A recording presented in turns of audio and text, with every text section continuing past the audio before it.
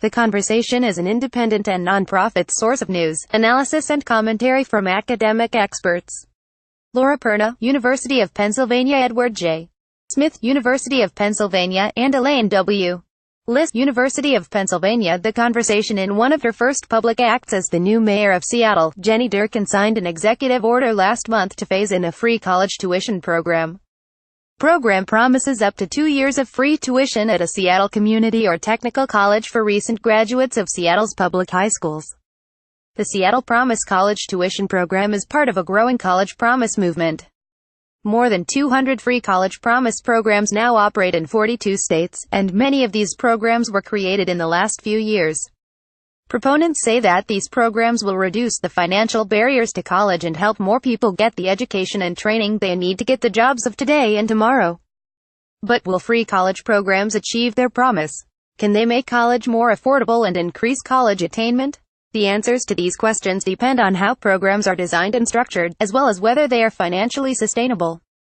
Gaining a clearer picture over the past 2 years, our research team at the University of Pennsylvania has been examining the characteristics of free college promise programs in states and communities across the nation. In an effort to compile, organize and share information about new and more established college promise programs, we created an searchable database. We focus on programs that seek to increase college enrollment, provide financial assistance, and benefit students who live in a particular state, city or community, or who graduate from a particular school district. Programs may be more effective when they are designed to meet the needs of the specific community or state.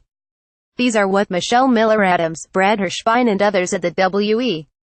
Upjohn Institute for Employment Research call placebo-based scholarship programs. Placebo-based scholarship programs not only seek to increase college participation, they also try to create a college-going culture in K-12 schools and encourage economic development. Placebo-based scholarship programs are modeled after the Kalamazoo Promise, created in 2005, and include other relatively long-standing initiatives like the El Dorado Promise and the Pittsburgh Promise. The Kalamazoo Promise, in particular, has been shown to increase college participation and degree attainment. But just because Kalamazoo achieved these results doesn't mean other programs will. Unlike some other programs, the Kalamazoo Promise provides a generous financial award, allows students to use that award at many 2-year and 4-year colleges and universities, and is designed to build a college-going culture that starts in kindergarten. Other programs may not have all those things. Free College Promise programs will not improve college affordability or increase college degree attainment unless they are financially sustainable.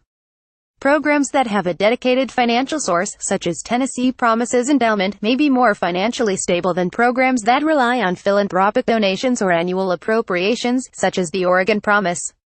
6 years after it was created in 2009, a Promise Zone in Jackson, Michigan, was dissolved because the city could not raise the $2.1 million needed to make the college scholarship program viable by 2015.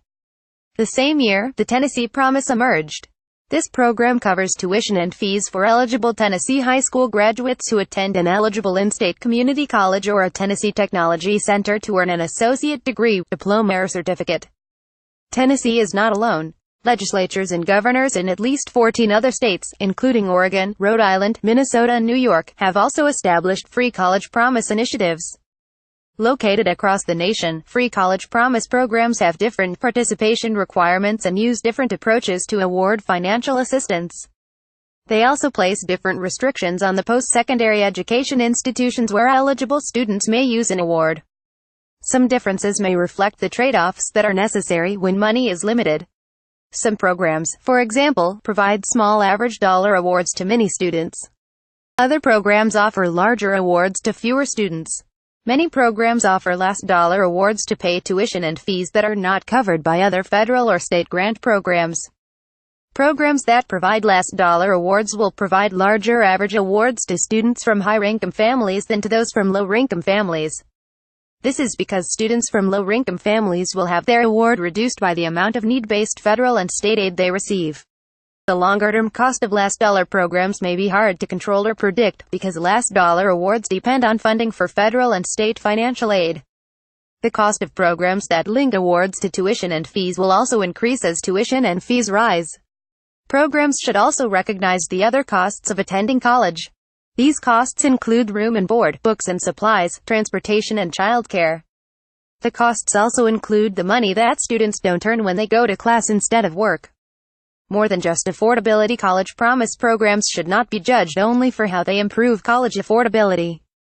If we do that, we will miss the other ways that these programs might improve attainment, and the ways that these programs might be different from traditional student grant programs. Programs may also provide services that help students with other things that matter to attending and graduating college, such as advising and academic support. Research suggests the benefits of encouraging K-12 schools and colleges to work together so that students can move from K-12 schools into college without the need for remedial education.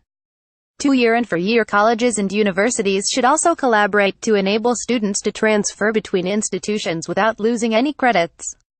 The colleges and universities that promise recipients attend must also have the resources to provide high-quality education and support students through program completion.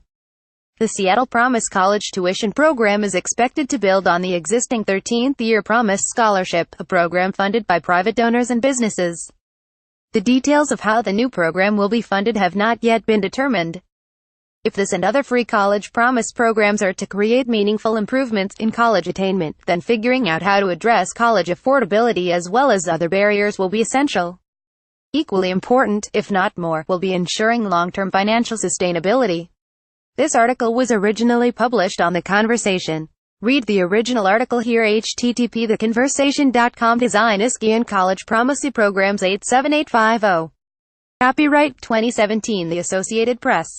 All rights reserved. This material may not be published, broadcast, rewritten or redistributed.